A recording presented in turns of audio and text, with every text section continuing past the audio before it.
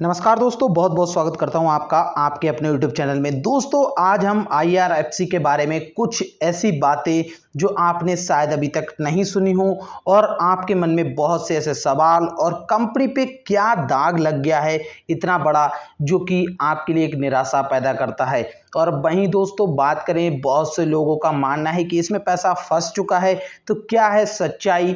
और दोस्तों ये जो 10 रुपए का टारगेट है, इसकी सच्चाई भी सुन लीजिएगा। तो अगर आपने इस वीडियो को पूरा देखा तब आपको सारी बातें समझ में आएंगी, और अगर आप बीच में छोड़ के मुझे गलत समझ के जाते हैं तो शायद ये आपकी गलती हो सकती है। तो वीडियो को लास्ट तक देखिएगा, कोई फालतू बकवास नहीं है यहाँ पे, आपके काम की चीज़ ही पता लगने वाली है। और अगर आपने अभी तक चैनल को सब्सक्राइब नहीं किया है तो कर लीजिएगा, वीडियो पसंद आए तो लाइक बटन दबा दीजिएगा।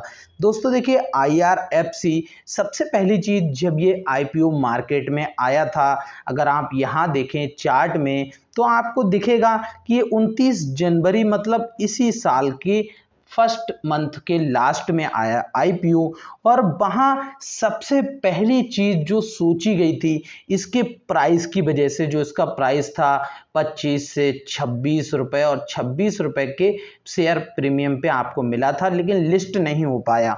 और वहीं से आपके मन में बस एक ही सवाल था, जो कि हर किसी का कहना बस यही था कि ये मल्टीबैगर स्टॉक है, बहुत बड़ा मल्टीबैगर है, 25 का 50 यूं हो जाएगा, बट ये यूं नहीं हुआ। तो सबसे बड़ा दाग इस पे क्या लगा है? इस पे सबसे बड़ा दाग यही लगा है इस समय कि ये मल्टीबैगर स्टॉक होने के बावजूद भी आपको अभी तक 1 रुपए का प्रॉफिट नहीं दे पाया है। मतलब मैं सिर्फ लिस्टिंग प्राइस की बात कर रहा हूं, वहां से जो IPO का प्राइस है 26 रुपए, वहां से ओवरऑल अगर देखें तो बहुत से लोगों ने इसमें प्रॉफिट बनाया होगा। और अभी भी, जैसे अगर मैं अपने ही पोर्टफोलियो की बात करूं तो मेरा अभी इसमें ग्रीन ही है, रेड नहीं है। अब दोस्तों बात करते हैं कि ये जो दाग है ये कैसे हटेगा, क्यों हटेगा, और ये पैसा फंसने की बात क्या है। अब मैं आज इस वीडियो में IRFC के लिए कुछ निगेटिव चीजें बोल रहा हूं तो शायद आप उनसे ऑफेंड हो सकते हैं, क्योंकि आप सिर्फ एक ही चीज सुनना चाहते हैं जो आप सुनना चाहते हैं। तो कभी कभी कुछ चीजें आपको वो भी सुननी चाहिए जो आप नहीं सुनना चाहते हैं, तभी आप लाइफ में कुछ सीख सकते हैं।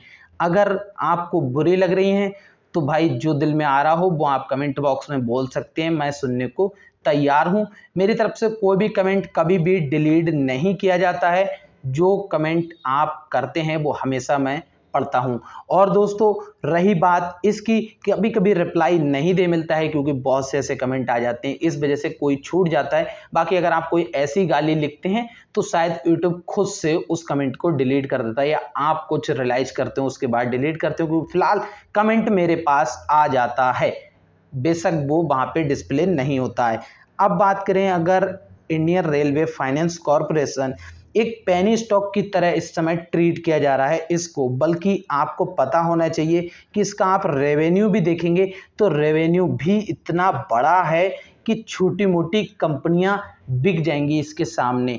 और वहीं आप समझ सकते हैं इसका मार्केट कैप कितना है, 32,500 करोड़ के लगभग इसका मार्केट कैप है।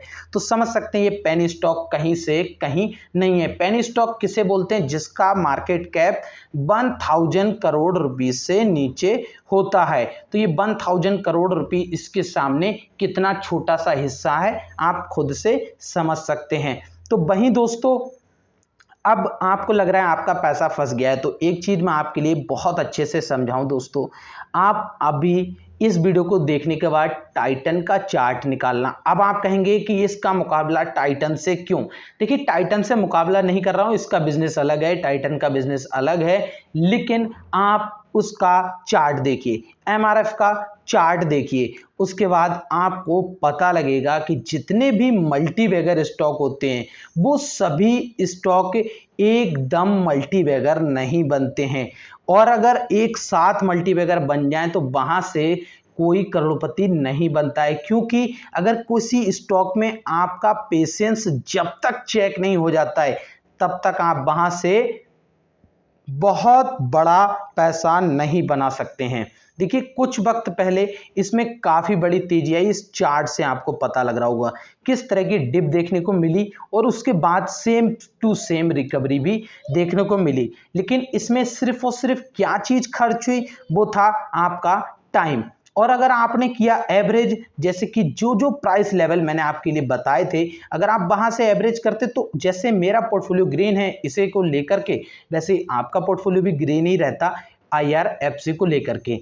अब IRFC मल्टीबैगर बनेगा या नहीं, और ये 10 रुपए का टारगेट, तो 10 रुपए का टारगेट हमारे कमेंट बॉक्स में बहुत से ऐसे लोग आते हैं 10 रुपए जाएगा, 12 रुपए जाएगा, 8 रुपए पे जाएगा, 16 रुपए पे जाएगा।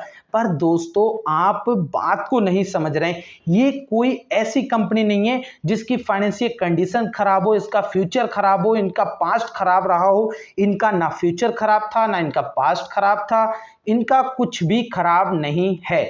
और इन्होंने आपके लिए अभी Q4 के रिजल्ट में ये चीज साबित करके भी दिखा दी। अब इसके बाद भी बहुत से इन्वेस्टर इस बात से खफा हैं कि यहाँ पे उन्हें डिविडेंड नहीं मिला, तो ऐसा चलता है। बट जो पेशेंस के साथ बना रहता है, तो बस यहाँ पे आप कुछ नहीं, मिनिमम देखिए, कभी भी अगर आप किसी भी स्टॉक को होल्ड कर रहे हैं तो कितने शेयर मिनिमम रखने चाहिए, तो आप उस स्टॉक के मिनिमम 1 लॉट के शेयर अपने पास होल्ड कर सकते हैं आराम से, जिनके द्वारा आप लॉन्ग टर्म में बड़ा और मोटा पैसा कमा सकते हैं। क्योंकि कंपनी लॉट के हिसाब से जब लेके आती है तो लॉट वाइज ही वो बटे हुए होते हैं, तब वहां पर प्रॉपर गिनती रहती है।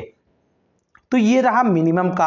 अब अगर आप 1 लॉट के हिसाब से भी इसे करते तो आप 1 लॉट से थोड़ा ऊपर बढ़ के मिनिमम 1000 शेयर इसके आराम से होल्ड करके रखे रहिए। इसको देखना डेली बेसिस पे बंद कर दीजिए, ज्यादा डरने की जरूरत नहीं है।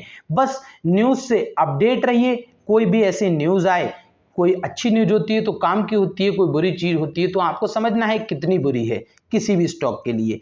तो वहीं दोस्तों, जो ये 10 रुपए का टारगेट है, ये IRFC कभी नहीं दिखाने वाला है आपको, क्योंकि कोविड-19 जैसा इंपैक्ट मार्केट पे दोबारा कभी नहीं पड़ने वाला है।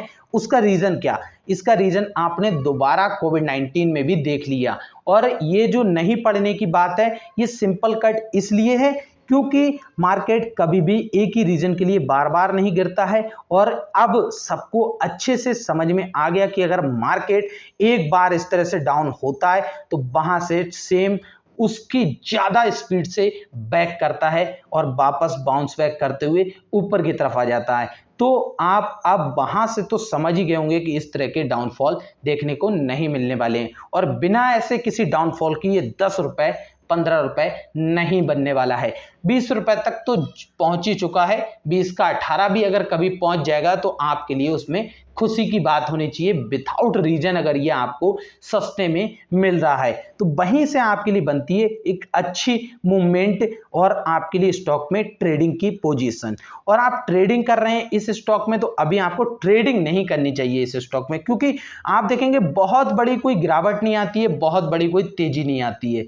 लेकिन अगर आप यहां से कर रहे हैं इन्वेस्टिंग तो यही आपके लिए सबसे पॉजिटिव चीज लेकर के आती है IRFC में। तो IRFC को आप नेगेटिव थॉट के साथ में लेके मत चलिए, इसको आप पॉजिटिविटी के साथ लेके चलिए।